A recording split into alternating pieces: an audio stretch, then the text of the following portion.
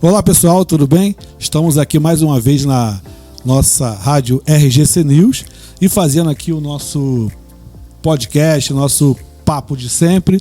E hoje aqui com dois grandes amigos, convidados, advogados, Dr. Rogério e Dr. Luiz. Somos parceiros de comissão e vamos bater um papo aqui hoje. Dr. Rogério aí tem a palavra aí. Olá, doutor Eduardo, muito boa tarde. Muito boa tarde, doutor Luiz, amigos ouvintes.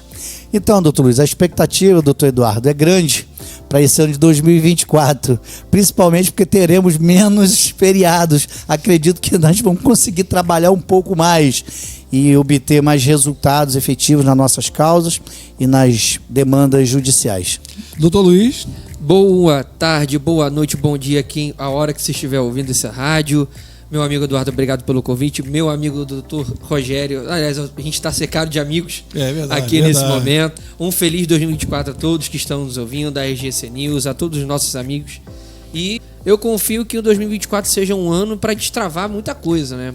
A gente passa aí por um período caótico no judiciário em algumas questões, alguns assuntos, mas eu penso que seja importante a classe, a advocacia estar mais próxima para discutir melhor a entidade, melhor tudo, justamente no nosso contexto forense. É isso, eu prezo e rogo por um ano melhor para todo mundo. É isso. E falando de ano melhor, a gente viu aí que pós-pandemia a advocacia tomou um rumo diferente. Muita coisa agora é online e para mim isso não tem volta. Vai continuar e daqui a pouco vai se firmar tudo. Acho que tinha até um projeto aí de alteração, acho que do Código de Processo, para que o advogado pudesse fazer a própria prova no escritório, alguma coisa desse tipo aí. Não sei se vocês viram aí, eu vi isso muito rápido, né? Mas eu queria perguntar para vocês o seguinte: a perspectiva da advocacia depois da pandemia e depois de tudo que a gente tem visto por aí, várias empresas que se intitulam aí como resolvedora de problemas, de tributos, de problemas de carro, quem fez busca e apreensão, de quem tem empréstimo consignado, e nós sabemos que aí uma faixa de 80% desses casos, eles vão para a justiça. Mas quem faz a captação desses clientes, né, a forma que esses clientes chegam até lá, não é escritório de advocacia. Mas e sim empresas que são abertas para poder fazer isso. Queria saber primeiro, do Luiz, qual a tua visão em relação a isso? Tem ciência disso? Você tem visto? Por exemplo, aí aparecem vários atores, né, personalidades fazendo propaganda dessas empresas. Você não acha que o advogado fica prejudicado nisso aí, não? Então, a gente vai entrar... a sua pergunta, ela dá vários desdobramentos para vários assuntos. Mas primeiro a gente tem que se portar numa visão pré e pós-pandemia. Então, a visão pré-pandemia era uma visão de uma advocacia arcaica. Então, a gente tem uma situação em que você tem uma evolução da rede social, mas ela se encontra tão mais presente no período da pandemia e pós-pandemia. Por quê? Não havia tantas rotinas, as pessoas se engessavam, o receio da saúde era um receio gigantesco, apesar de a gente estarmos em quarentena. Então, acabou que se aproveitou daquele momento para produzir conteúdo. Então, como é que o pessoal fazia? Começou a fazer na internet. Por quê? Bom, o que hoje é fácil? Quem tem acesso à internet consegue produzir o conteúdo do próprio celular. O próprio celular se tornou a própria ferramenta. Então, se a gente olhar um parâmetro pré, durante e pós-pandemia, a gente está vivendo a quarta revolução industrial, que é a revolução da informação. A globalização, o efeito da globalização no início da década de 90, final de 80, início de 90 em diante, diz muito pra gente sobre isso. Então, com relação aos outros colegas ou às outras movimentações, se dá justamente porque as pessoas conseguiram entender que é possível atingir outros níveis sociais fazendo outras coisas. As startups, que acabaram sendo uma fórmula, uma alternativa de alcançar sobre isso. Então, assim, eu acho que a pergunta ela é muito densa e a gente precisa repartir isso. Porque aí envolve compromisso ético. Envolve o procedimento disciplinar, a ética do advogado, o respeito ao estatuto, ao código, enfim. Então, eu vejo que a revolução industrial ela está vivendo tecnológica, ela está acontecendo. E o período pandemia, ela acelerou. Mas deixa eu só te falar uma coisa aqui. Não necessariamente essas empresas são de advogados, né? Isso é o grande problema. Eu estou falando dessa concorrência dessas empresas como advogado. É comum você escutar aí de manhã cedo nos programas que tem nas rádios aí famosas: ligue lá para fulano, o amigo do aposentado. Ligue para fulano, que é o amigo de você que deve ao banco. Ligue para fulano. E o advogado, ele não tem esse veículo, ele não pode fazer isso. Você não vê aí que o advogado, doutor Rogério, que fica prejudicado nisso? Qual é a sua visão disso? Doutor Rogério. Ô, meu Deus. Pensei que você está pedindo o doutor Luiz para avaliar como eu ficaria prejudicado. Bem, eu concordo com o doutor Luiz quando ele diz que a sua pergunta, ela na verdade, ela vai se partir em várias interpretações. Eu, pelo menos, vou fazer duas, que quando você estava elaborando a pergunta, eu aqui fui imaginando. Em relação, primeiramente, à questão pós-pandêmica, da questão da aceleração da internet 4.0 ou da advocacia 4.0, que hoje, como o doutor Luiz disse, já realmente é uma revolução tecnológica. Assim como foi a industrial, hoje nós estamos vivendo essa onda. E, de fato, doutor, a gente vê isso nos corredores ou nas ruas próximas ao fórum hoje, né? Quem já militou muito, já foi muito ao fórum, se você vai lá hoje, você vai ver o resultado disso. As ruas vazias, lojas fechadas. Lá só tem grandes escritórios por causa do espaço físico, obviamente, e também por causa de uma questão já de instalação. Mas os novos advogados, os novos escritórios, basicamente está se confinando ou se afunilando só para ter uma sala, um computador, uma câmera e poder fazer as suas demandas ali, porque, como você também, o senhor disse, é um caminho sem volta. Dificilmente o judiciário volta com força total ou do jeito que era antes, ou seja, 100% presencial. No ruim de tudo é híbrido. Hoje as audiências híbridas. E possivelmente para frente só mesmo através da internet. E assim, eu digo, em muitos casos é um avanço, é uma mão na roda. Você tem que daqui, eu já fiz audiência no Paraná.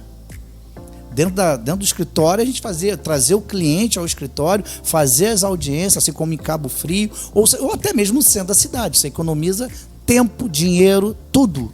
Então, tem uma facilidade. Agora, não é todo advogado e não é todo nicho da advocacia. Por exemplo, a advocacia criminal, a qual eu milito.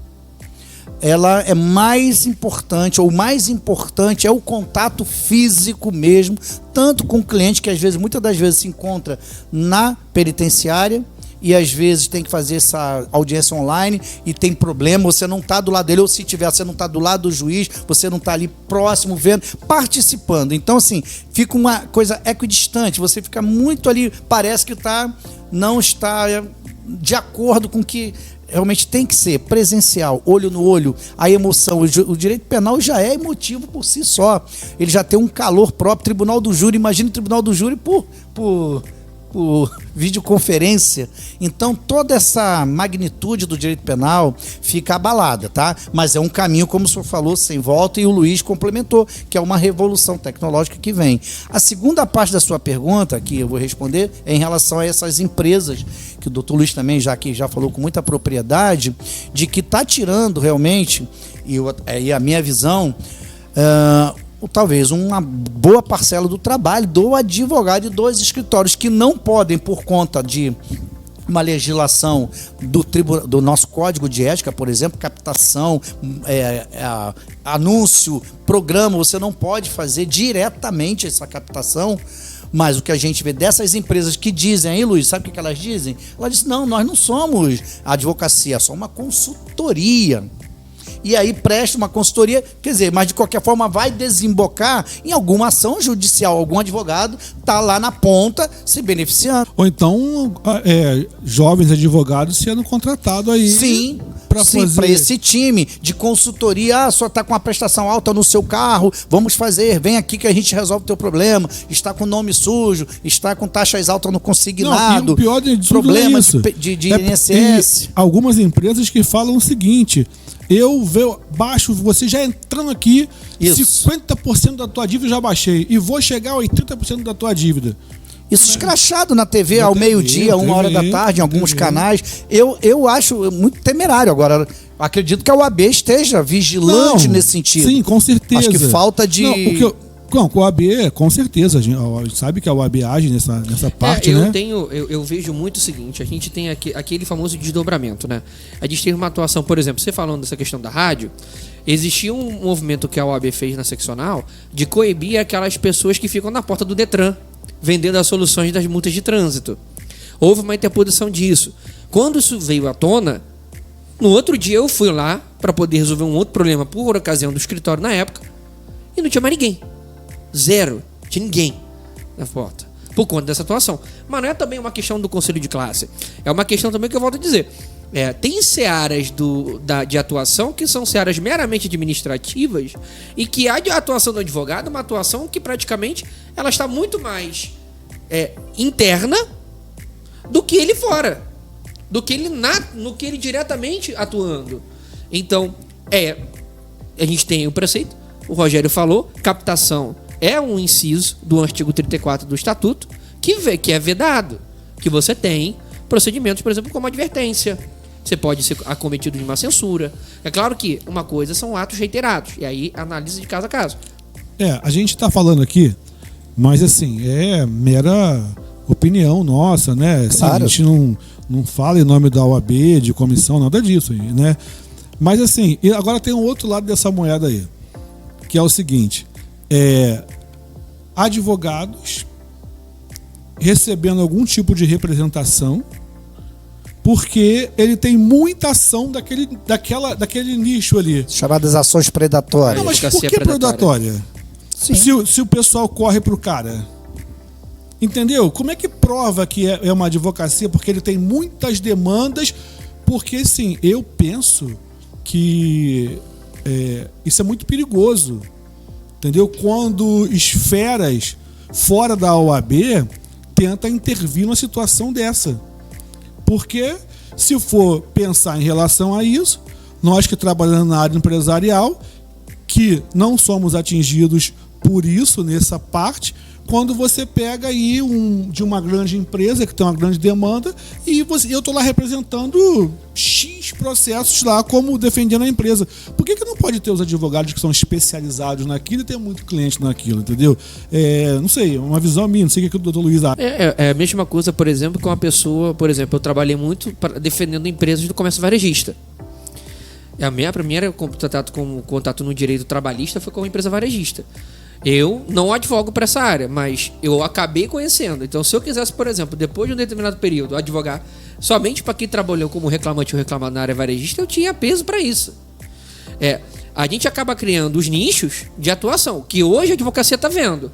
Então, quer dizer, já existia anteriormente. O problema só que hoje você está tendo uma necessidade do advogado estar mais dentro do nicho, do subnicho, do nicho e por aí vai. Eu acho que isso é muito bom para a advocacia, porque você não fica engessado. Você pode até pensar que se limita, mas você não limita.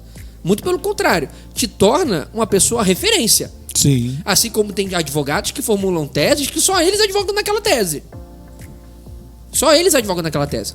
Eu vejo muito bom. Em contrapartida, a gente olha o sistema jurídico. Em que sentido?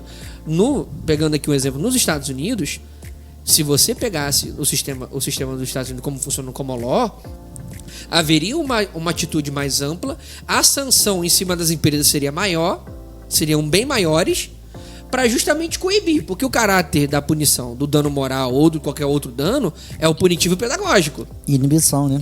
Então, justamente seria o formato disso. Esse é o sistema que o brasileiro atua, mas se fosse em outro lugar, haveria uma punição muito mais severa. Então a condenação não seria R$1.000, seria 10 milhões, 50 milhões. Então isso poderia trazer um retrato de uma empresa de grande porte de se retratar. Mas a gente sabe que a convivência do Brasil é uma convivência de pequeno setor, de pequenos e microempresários. E de porcamente de empresários de pequeno e médio porte.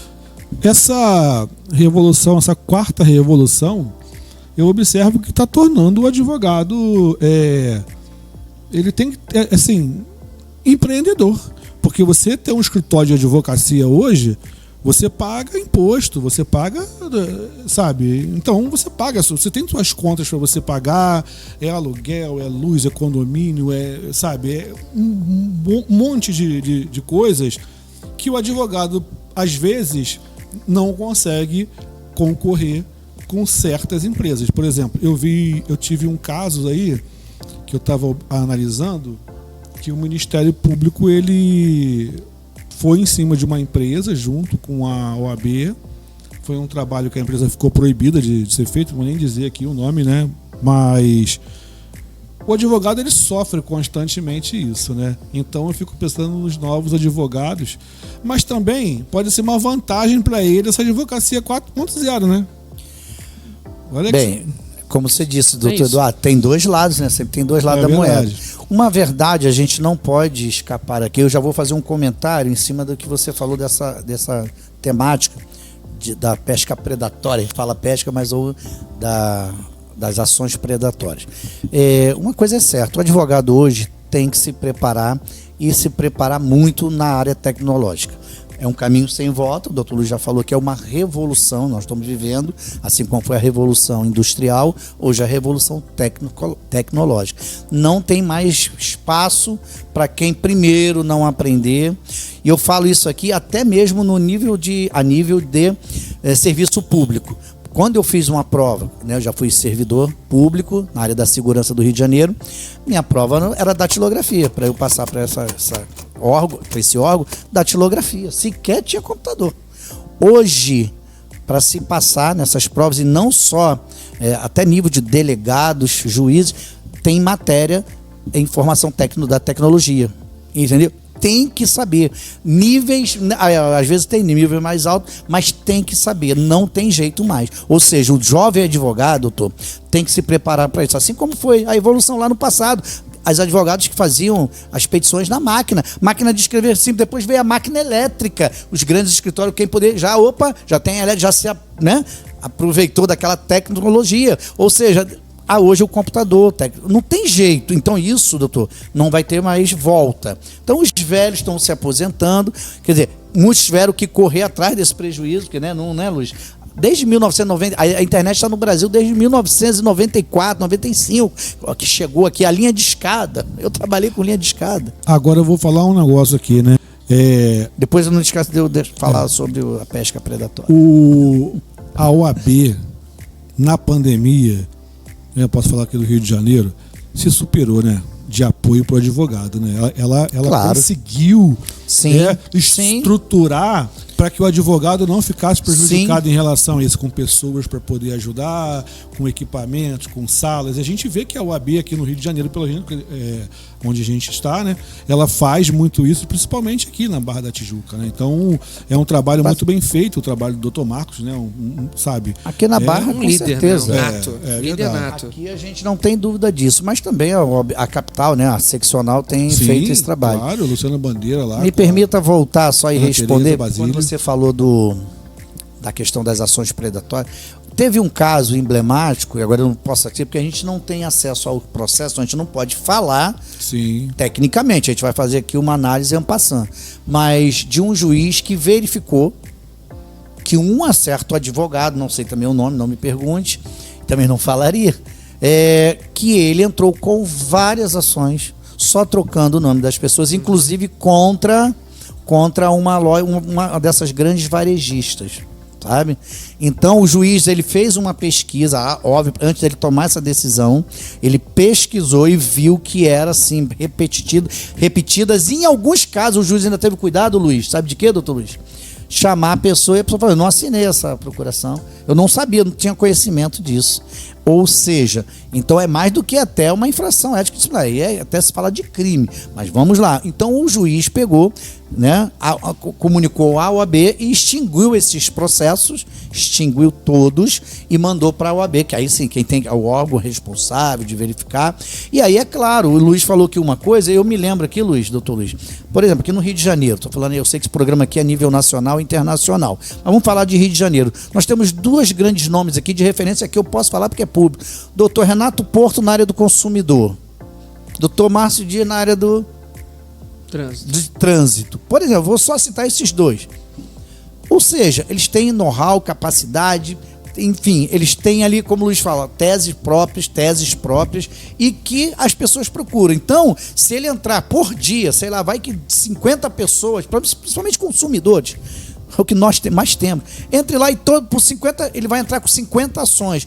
Mas o juiz, ele vai ver, aqui uma contra aqui, isso aqui, beleza, ele vai conseguir. Agora, ainda que ele pegasse um grupo, sei lá, um grupo de moradores que se sentiram lesados, um condomínio inteiro, Luiz, se sentiu lesado pela uma agência dessa concessionária, qualquer da vida, de luz e água, ele vai entrar 20, 30, ação coletiva. É quase uma ação coletiva.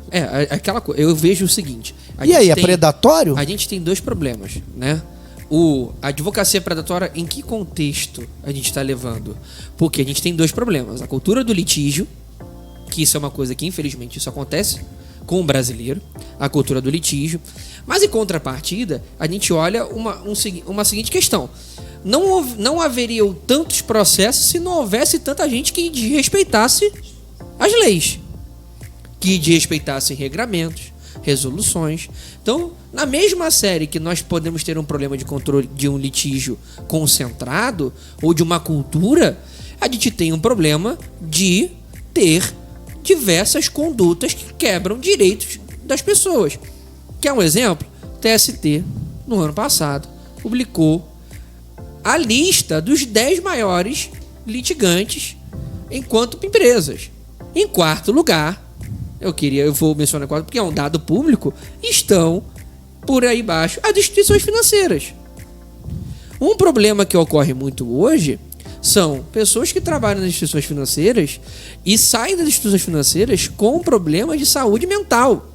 Isso também é dado vinculado de pesquisa vindo da Abramet, Associação Brasileira de Médicos de Tráfego, que tem a ver com a medicina ocupacional. Então, o problema é, a advocacia predatória é para quem? Para quem advoga em favor da parte autora, consumidor, reclamante? Ou a advocacia predatória em favor de quem advoga para a empresa? Porque a gente tem a advocacia predatória para os dois lados. O grande escritório fica com um grande cliente. Não vai para o escritório de pequeno porte para fazer uma defesa. Não vai. Então o grande não vai procurar quem é pequeno, mas o pequeno vai procurar quem é grande. Essa é uma lógica. Então, eu vejo, né, isso vai ser julgado pelo STJ, coisa do gênero e tal, mas a advocacia predatória para quem? Para quem isso? Porque a gente olha justamente o seguinte: eu sou do seguinte pensamento: não haveria demanda se não houvesse gente que fez esse direito. E a advocacia predatória, se isso for julgado no Supremo Tribunal, tem um princípio que resguarda vários, né? Mas em especial é o princípio da inafastabilidade da tutela jurisdicional. Não tem como fugir disso. É verdade. Quinto, a lei não excluirá ninguém da apreciação, enfim. Da tutela jurisdicional. É um direito constitucional. Além do direito de ação e de petição, é você acabar fazendo o quê? Limitar. Olha, a partir desse momento aqui, vamos, por exemplo, que isso crise. Olha, cada advogado só vai ter direito a fazer 200 demandas contra essa empresa. É perigoso. Como assim? Isso, é perigoso. Como é que você vai limitar isso? Não tem como. Então, eu jogo justamente isso aqui para os meus amigos, que a advocacia predatória é para quem? Porque se não houvesse essas ações, não haveria gente que descumprisse as regras. Sim. E quem infere isso não é a maioria. Quem infere esses problemas de você encontrar um cara que pode supostamente cometer uma fraude processual não é uma regra. Não é uma regra. 2023 sai agora o censo do tribunal apontando que as concessionárias de serviço público foram as mais demandadas em 2023. Todo ano eles os errados ganham. são os consumidores? E os errados são os advogados, que tu, né? Entendeu? Pois é. Então, o doutor Luiz bem disse, o direito, e a gente sabe disso, é direito constitucional, sendo que, né, Luiz, a gente sabe também, nem todo direito é absoluto. Então, essa regra, quando ela é quebrada e quando passa do limite, e talvez com essas características que eu falei aqui, que o juiz teve esse cuidado de olhar e observar essas ações, essa quantidade, a maneira que aquele advogado estava. atuando. Então, levou ele a crer que era um caso de ações predatórias, né? Enfim, a gente tem esse caso, a gente não pode... e também o doutor Luiz falou, a gente não pode ver a exceção pela regra. A grande maioria queria eu ter 1.500 ações por dia, só que eu sou direito criminalista, né? Direito criminal. Sou um criminalista, já pensou 1.500 pessoas todo dia sendo preso? Rapaz, já pensou? Você ia viver no presídio, você sabe disso, né? Então é isso, meus amigos. Mas o Luiz fez uma análise perfeita. Eu vou... Agora aqui, pessoal, vou fazer uma pergunta aqui pro Luiz. O seguinte... A gente agora tem aqui na Barra da Tijuca, no Rio de Janeiro, queria que você falasse da parceria da Prefeitura com a questão da OAB e com as questões religiosas envolvendo... Muito bom, doutor. Muito bom.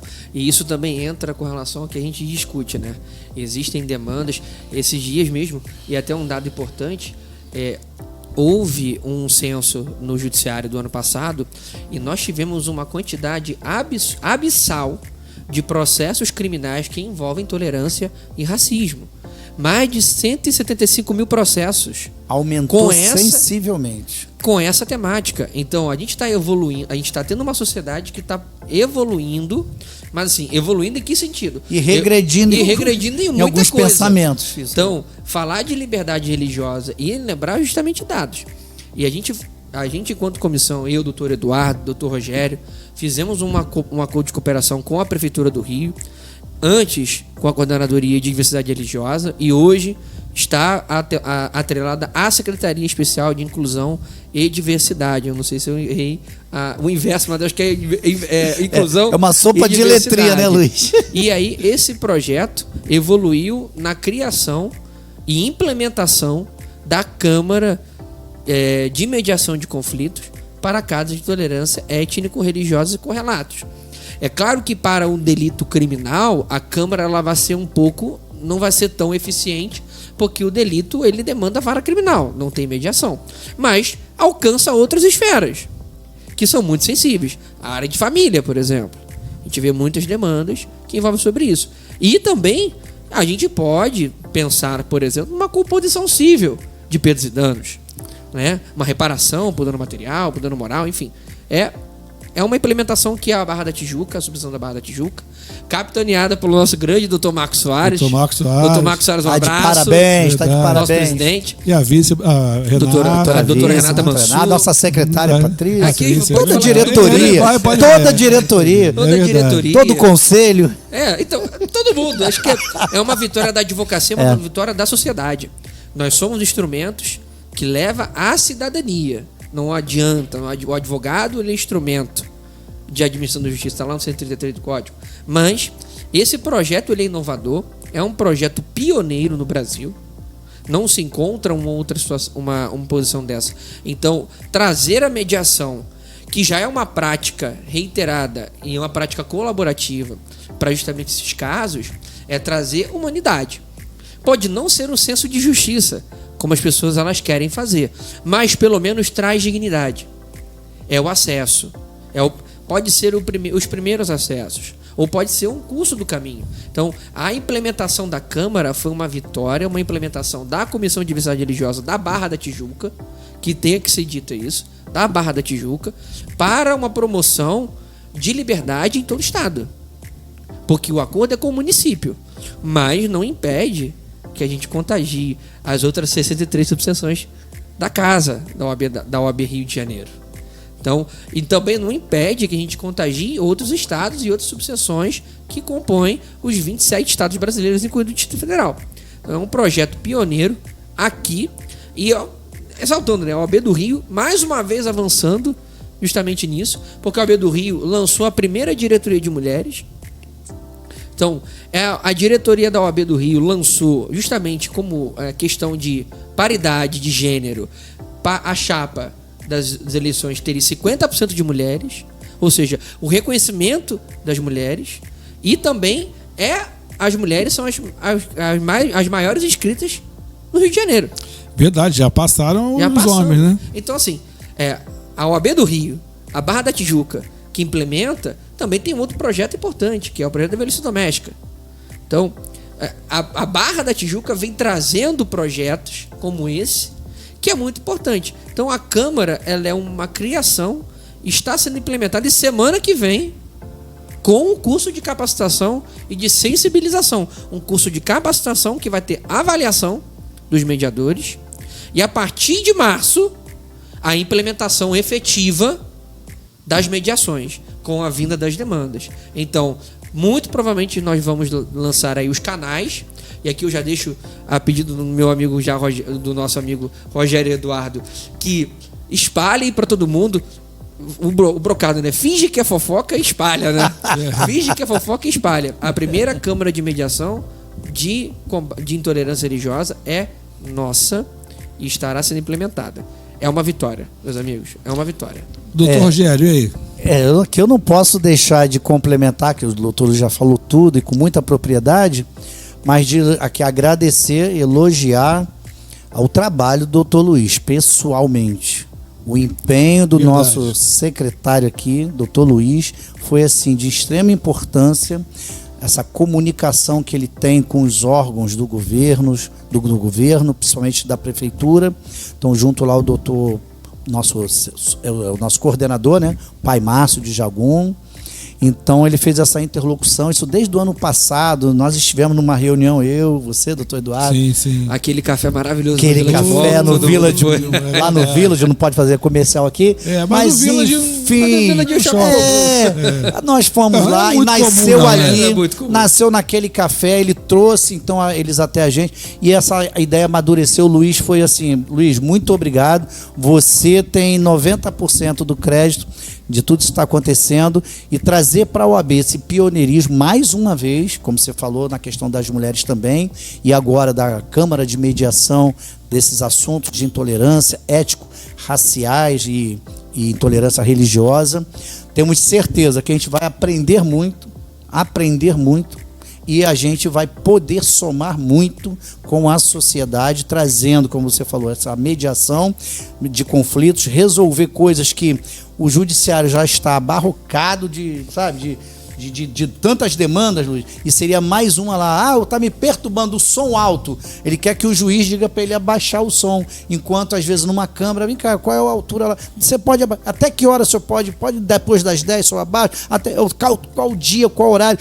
Tem uma pessoa doente, e às vezes o pastor, ou mesmo o próprio pai de santo lá do local, ou outros líderes religiosos. Outros líderes, né? Pode ser um padre. Sim, uma igreja católica. Lembra da questão do sino lá em Minas? O sino atrapalhava. Eles queriam que o sino não tocasse, porque eram olha só. E aí o Ministério Público teve que intervir nessa situação para que resolvesse. Então são coisas simples do cotidiano que às vezes, como eu falei, o líder religioso que está ali à frente do seu templo, ele não sabe que mora uma pessoa idosa do lado, uma criança recém-nascida. Então, conversando, pedindo essas coisas, esse conflito não vai chegar no judiciário, doutor.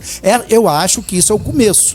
Agora, sem dizer de coisas piores, porque às vezes de uma coisa simples, lembra a teoria das janelas quebradas? Começa com uma janela quebrada. O furto, a confusão se instala, às vezes, numa cidade por causa de uma janela quebrada. Então, às vezes, uma luz queimada pode parecer desapercebido, mas para o ladrão aquilo é uma oportunidade. Opa, aqui está escuro, passar uma pessoa assalto, porque não tem luz aqui. Segurança pública não é policiamento só na rua. E olha que eu participei de várias reuniões de segurança pública, né, de coordenadoria, enfim. E sempre foi assim, Luiz. As demandas eram assim: olha só, bote luz aqui. Não é só policial, porque não tem como botar um policial em cada esquina. Então não tem como botar um mediador, um juiz em cada porta de cada igreja, de cada templo. Agora, mas a OAB está presente. Sim. Essa questão da intolerância religiosa é um assunto bastante delicado, né? Bastante delicado, porque o que seria intolerância religiosa? Por exemplo, você falou lá de Minas Gerais. Tem caso aqui no Rio de Janeiro que tem uma igreja, né? Várias, né? Que 6 horas toca lá Ave Maria. E a música ali, o sino, né? Toca no alto-lanche da igreja, a Ave Maria, lá, e alguma oração lá, mas 2 minutos, cara, 2 minutos, todo dia aquele horário.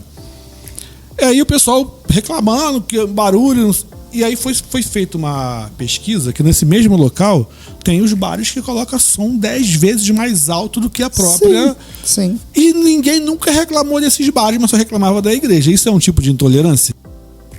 Olha, eu vou dizer para você o seguinte. Existe um problema de falta de bom senso, mas não é da religião. Porque o problema não vem da religião, porque a religião é feita de pessoas. O problema é feito de pessoas. Sim. E aí nós temos um problema de pessoas que não conseguem entender, de ter o mínimo de bom senso.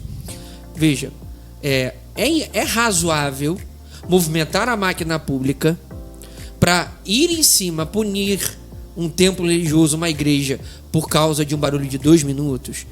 É nem um pouco crível isso. Nem um pouco crível. Porque um processo não vale. O custo é muito alto. Se é intolerância, não tenha dúvida. Não tenha dúvida. Que não é crível. É verdade. Não é crível uma pessoa reclamar de 2 minutos por conta de um barulho. Agora, os bares. Bom, por quê? Será que... Né, convemos, isso aqui é uma realidade do Rio de Janeiro. A gente está falando de corrupção. Será que é porque não ganha de um lado? Violência. O que é? Ainda mais em bairros dominados Ainda aí mais pelas facções criminosas ou milícias. Existe administração local de outras pessoas. É o quê? Tinha que falar realmente falar abertamente isso. É intolerância, não tenha dúvida. Não tenha dúvida. Não é proporcional. Eu tenho assim, Luiz, concordo contigo, isso aí é certo. Mas assim, ainda tenho alguma dúvida de dizer assim, é intolerância. Claro, acho que 90% sim, seria intolerância. Mas tem aqueles casos que é mais fácil eu cobrar do padre, do pastor, do pai de santo que está ali, é uma pessoa física, bacaninha, legal, não vai fazer nada comigo, do que eu ir lá na boca de fumo e mandar o traficante abaixar o som. Ou lá no miliciano, milícia, abaixa isso aí agora. Você está entendendo? Então é tranquilo. Então, aí eu vou usar a justiça, inclusive uso a justiça contra os líderes religiosos, mas não uso a justiça contra os milicianos ou contra o chefe do tráfico. Porque se chega lá essa demanda... Enfim, então assim, essa questão da violência, medo, é mais fácil. Então eu posso cobrar de um camarada que não vai me oferecer nenhum risco, ele vai lá e faz. Às vezes não é nem por intolerância. Claro que se ele tolerar isso, por exemplo, se ele suporta ouvir por 2 minutos o sino da igreja, que ainda vai pensar assim, poxa, ainda bem que o sino não é uma música de baixo calão, funk mas aí proibidão. No mesmo lugar toca. Então, e aí essa pessoa contra a igreja, ele fala, mas contra o baile funk não. Mas é aí que eu tô falando, dificilmente vai dar para diferenciar se acredito que seja mesmo, eu concordo contigo, é uma intolerância, mas você entendeu, é mais fácil eu cobrar dessas pessoas do que dos outros personagens que eu falei. Eu vejo, volto a dizer, o grande problema é que o que se tornou bom senso? Né? Aonde está justamente aquela questão de você entender, olha, o que é razoável? O que é razoável? O que sabe? A mesma pergunta assim, doutor Eduardo, o senhor consegue definir qual é o princípio da duração razoável do processo? O senhor sabe definir o que é justiça?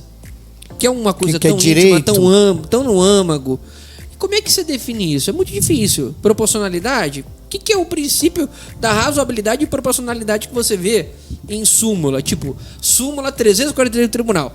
A verba indenizatória respeitará os princípios da proporcionalidade / razoabilidade. O que é proporcionalidade e razoabilidade? Porque quem julga, o Estado juiz, a figura do juiz, por exemplo, ou a figura do próprio promotor. Fonte do direito, juízo de valor e juízo de fato. Primeira coisa que ele vai fazer é o juízo de valor. Do juízo de valor cabe moral.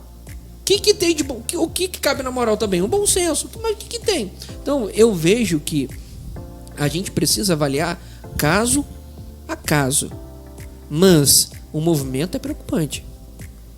O movimento é preocupante. Porque se for um movimento gradativo, ele é um movimento que ele pode querer buscar, cessear um direito de liberdade. Ele pode querer interromper um direito que é básico, constitucional e garantido por tratados de direitos humanos. A liberdade religiosa é uma questão inviolável de crer em alguma coisa e não crer em nada. Mas eu tenho as minhas reticências e eu torço para que isso não seja um movimento para calar alguém. É verdade, verdade. Eu aqui, se você me permite, doutor Eduardo, queria que Vossa Excelência já programasse um outro debate para falar isso que o doutor Luiz trouxe só que agora. Então, essa questão, hein? A gente entender até que ponto o Estado vai interferir, de fato, nós estamos aqui, na liberdade. Né, aqui praticamente de Casa Nova. E muito bonito, doutor. Parabéns, hein? Então, esperando a OAB, né, nossos amigos aí, as comissões, que a gente vai fazer esse trabalho, né? A gente já conversou. Sim, doutor Luiz. Estamos aqui de braços abertos porque para levar para as pessoas essa possibilidade, né, de debater, as comissões conversarem. E já como presidente da comissão, quero te agradecer por essa oportunidade de você ter aberto as portas aqui, as portas da RGC News para a OAB Barra difundir esse trabalho que também vai ser pioneiro. Obrigado, Eduardo. Obrigado. Muito obrigado. Tá de parabéns. Tamo junto. Eu também fico lisonjeado aí pela confiança, né, dos nossos amigos da OAB. Né? Agora o horário chegou, né? Vamos fazer igual lá no Jô Soares. Então, pô, a plateia nem fez, né, doutor? Não fez. A plateia né? Então, mas passando aí pro doutor Luiz as considerações finais. Eu quero mais uma vez agradecer a RGC News, meu amigo Eduardo, que é uma pessoa incansável, um amigo que eu ganhei pra minha vida, Eduardo. Você, acho que todos nós aqui somos amigos que ganhamos pra vida. É verdade. A gente senta, se organiza, se ajusta, se ajeita, toma um uísque e se confraterniza, porque é isso, é um ajudando, levantando o outro, porque é isso que a gente aprende na comunhão da vida. A gente não constrói nada sozinho, constrói com gente. Eu quero agradecer, obrigado, obrigado mesmo, verdade. E vamos em frente que 2024 é um ano bom. Só tenho a falar aqui, acrescentar nas palavras do doutor Luiz, que a diversidade, a nossa comissão, a qual tem a oportunidade de estar presidente, vice-presidente, secretário, dizer que aqui já começa a verdadeira diversidade. A gente já vê por aqui. É verdade. Onde tem aqui um representante evangélico, um representante católico, pastor, que nós temos aqui quase um padre. Não, que é isso. Quase. E aqui o doutor Luiz representando a religião de matriz africana. Então, assim, a gente demonstra que na prática é possível sim. Ele pode pensar A, eu penso B, ele pensa C. Mas a gente só chega aqui e acrescenta A, B, C. Ninguém A está certo, nem B, nem C. E o interessante é a gente conversando, né, da visão de cada... Exatamente. É uma sugestão. Da próxima, a gente falar aí um pouquinho. O doutor Luiz já ficou com a gente aí quase 2 horas, dando uma aula, ensinando pra gente, porque a intolerância, ela parte eu imagino que ela parte do pressuposto da ignorância. Eu não conheço a sua religião e vou lá e discrimino. Então isso é o maior preconceito, é o desconhecimento. Então o Luiz trouxe para nós com muita propriedade qual é a ideia, como é que é feito o culto, enfim, toda a logística, enfim, deu uma aula, Luto. E a gente precisa trazer isso aqui também. Sem dúvida. Tá? Então quero agradecer, boa noite a todos. Doutor Luiz, muito obrigado, doutor Eduardo, e até a próxima, se Deus. Estamos aí, pessoal, terminando mais um podcast aqui na Rádio RGC News. E as portas abertas sempre, e que Deus abençoe, e até a próxima.